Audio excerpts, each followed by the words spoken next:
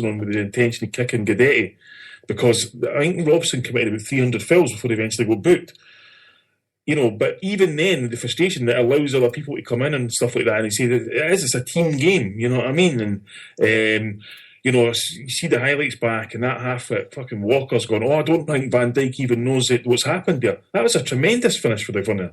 The way he shaped his feet was absolutely tremendous. And I have to say, I absolutely loved his celebration in front of the Aberdeen fans as well, where he was just basically like, sit down, you fucking idiots. You know what I mean? I just love that kind of stuff. And Griffiths gets annoyed folk.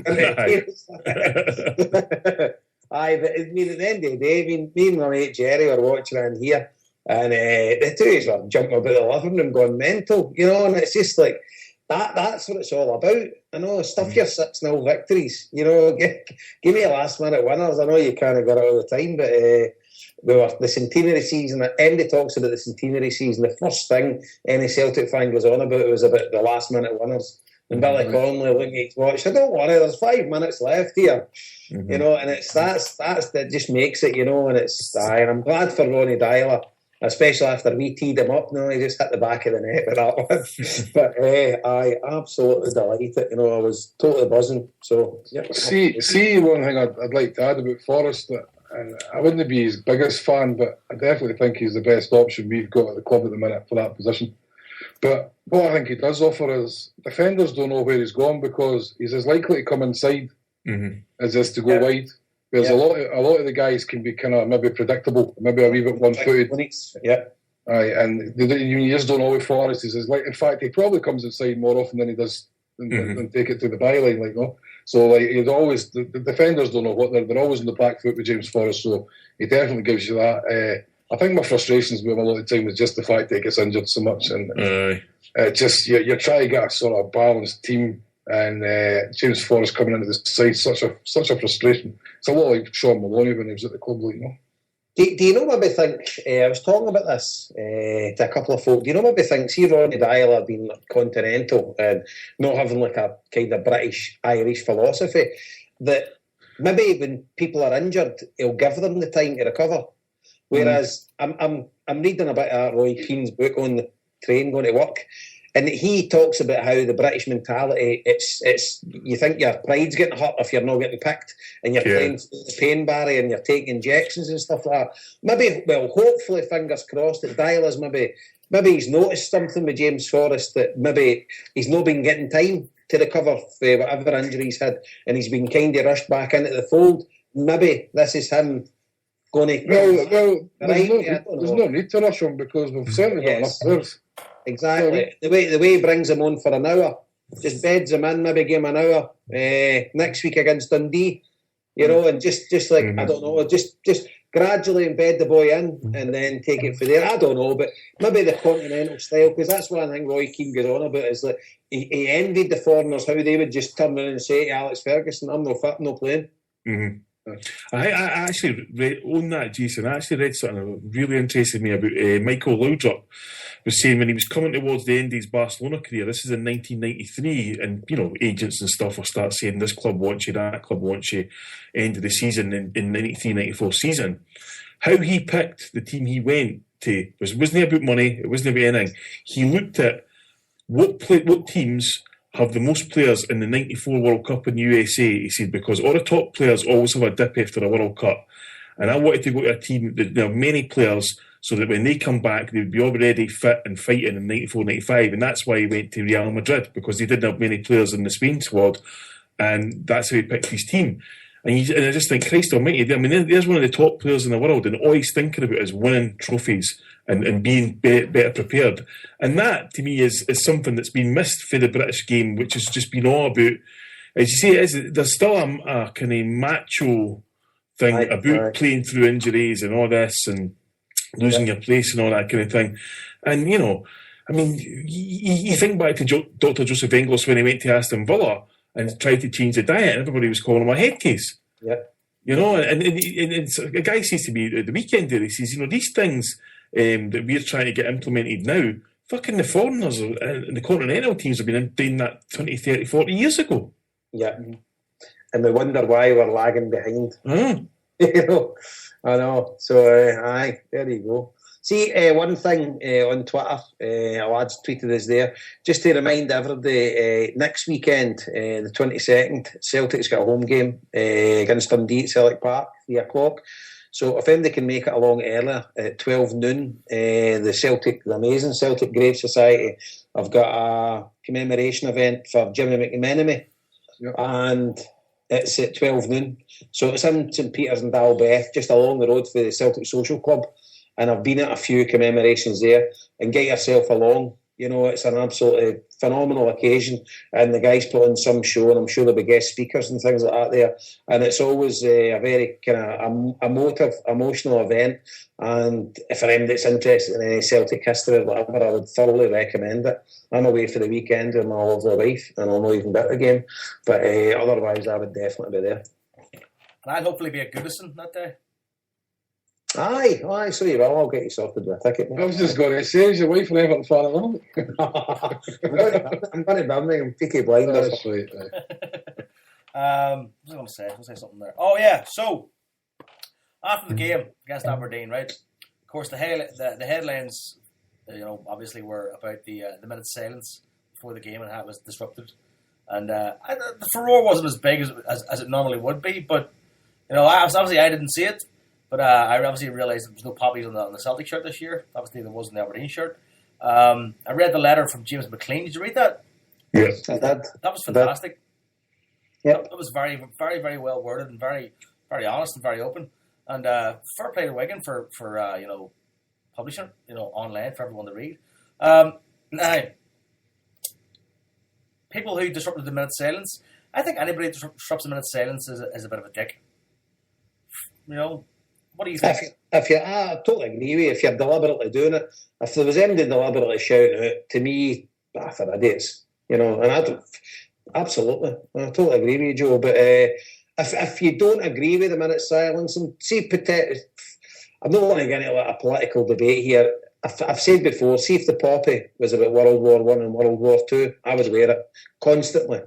I've got nothing but admiration for the guys, young laddies and stuff like that. They went and laid down their life, and that's why what poppy celebrations were about for years and years and years. But recently, it's about recent conflicts and stuff like that. And British Army going into Afghanistan, going into Iraq, I can't support that whatsoever. It's immoral, it's probably illegal, but Britain and America and stuff like that make the laws nowadays. So but that's my personal opinion. I've got nothing against the kids that are getting sent over there, but it's the war machine that sends them I've got problems with. And I feel uncomfortable with this, because people, we're getting into this debate now, so I'll give my tuppence worth. Right. The poppy is about defeating fascism. To me, that's what it initially was about. And now we've got poppy fascists.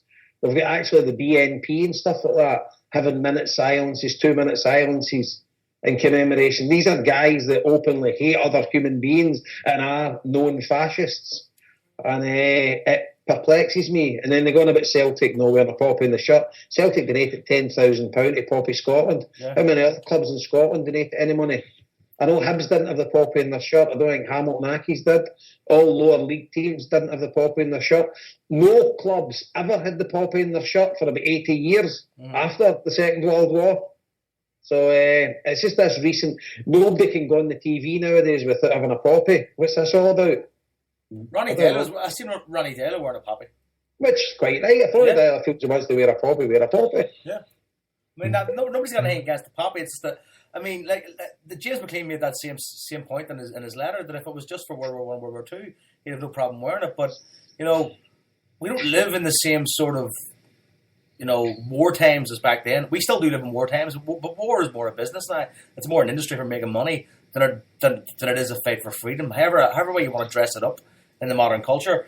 But I mean, World War I, World War II, I mean, you're talking, I wouldn't say simpler times. Obviously, yes, simpler times back then, and war was a different thing. Whereas now, war is a profit making machine. Now, and see the fact that you'll be downcried for wearing a white poppy tells you a lot you need to know about the people who push the poppy. Because if you're openly promoting peace regardless of the religion or race or country. You'd be down cried for that. Frankie Boyle did last year, didn't he? He got loads of dogs abuse for wearing a white poppy. I know. So it's live and let live, and I thought James McLean's letter was excellent for someone that grew up in Derry. I just thought it hit the nail on the head for me. If I'd grew up in Derry, I'd probably feel exactly the same as him. So but I don't down-cry anybody for wearing a poppy. Some of the old guys that are standing there collecting for it, they're doing it with absolutely admirable intentions. They probably served in the armies and stuff like that for the right reasons. They went there and they thought they were serving their country. But nowadays, you see, there's a lot of corruption involved here with guys like Tony Blair that sent kids to their death and stuff like that. And they're still living in big mansions. Yeah. It's not going to affect their standard of living. And I just think the whole thing's immoral. See, to bring it back to Sunday's game then and the minute of silence, and I totally agree. There's no need for anybody to disrupt a minute of silence. Stand outside the stadium if you didn't want to take part in it. Yeah. But this is going to go on forever. This is going to happen every year with Celtic fans. There's always going to be some full of drink, especially when it's an away game. I think that's always going to be worse because there's always a lot more drink involved. And there's a lot more high spirits now. And like it or no, that's a lot to do with it. And you're always going to show off in front of their pals. You're always going to have that with young laddies. They get away with it, and it's always going to be something that they're going to be able to beat Celtic with, and stick to beat Celtic with, and it's never going to go away. So I don't even think there's that much point dwelling on it too much, because it's just the same conversation we have every year. I think the vast majority of Celtic fans are intelligent enough to understand what's going on with the poppy.